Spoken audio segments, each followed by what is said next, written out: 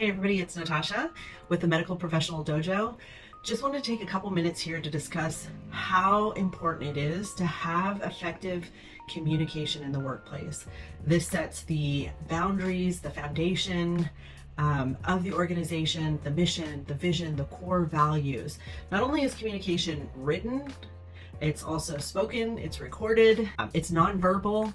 So it's really important to get all of these dialed in. So let's think of effective communication all the way back to the beginning of bringing on a new person into the organization.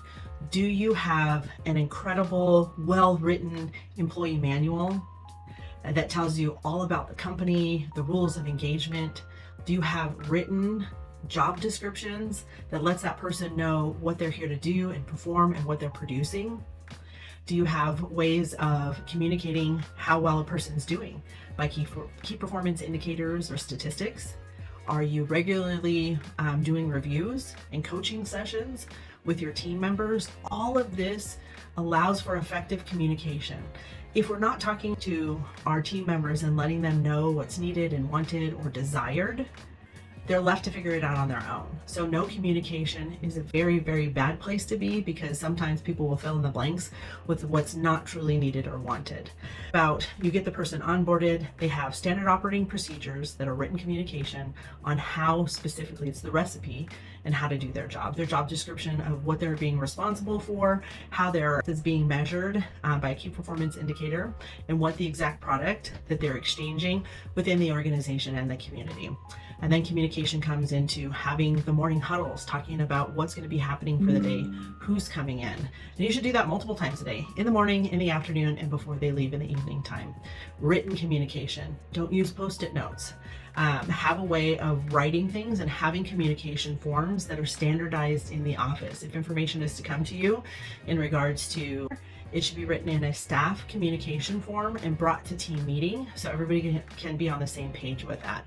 If there's something needed for the office, or if there's time off requests, they would use what we call a NIS form. What is the need? What is the information? And what's the solution for this? There is a time to communicate together as team members. That's not when you're with patients or when clients are in your office. So we say prep time is the time to communicate with team members. Production time is the time to communicate with your patients. So make sure you're clearly designating that time. And then also just remember your nonverbal communication. How are you responding to what's being said? So again, effective communication in the workplace allows for success. It lets people know where they are, how they're doing. Everybody wants to feel valued, heard, and understood, and that comes through communication. A great book that I would recommend is Languages of Appreciation by Gary Chapman. It's the 5 languages of appreciation in the workplace. Again, communication happens in many different facets, so learn all the ways to effectively communicate, because communication solves problems. If people just communicated and didn't make assumptions, the world would be a much better place. So make sure you take the time to properly onboard and train your team. Do your morning huddles, have your team meetings, do training time to effectively communicate and work out things that are not going ideal or they're super awesome that you want to do more of.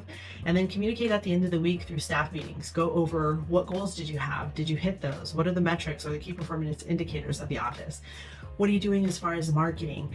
What's going well? What's not going well? What are you going to be training on the weeks to come? Are there any new service lines? So communication keeps everybody on the same page, just like in sports. When you do team sports, they huddle up for success. They're constantly communicating. You see the coaches on the sidelines with their little headpieces in. Communication is a solvent for many problems. Things aren't going right, put in extra communication, and hopefully that helps. We'll see you on the next one.